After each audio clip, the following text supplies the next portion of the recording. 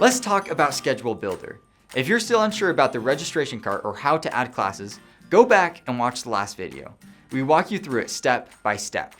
Schedule Builder is a helpful tool that makes it easier to plan your classes and fit everything else into your day.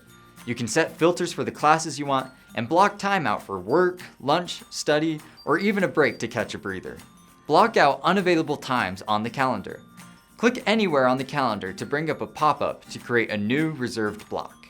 Select the class you want to take. Use the search field, type in keywords, or use the Browse tabs to select a teaching area. Selected classes will appear in the Selected Courses section on the right.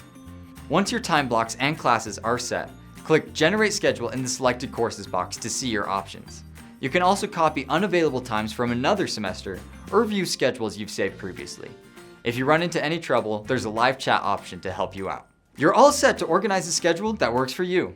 If you have any questions or need help along the way, reach out to us at contactenrollment.byu.edu.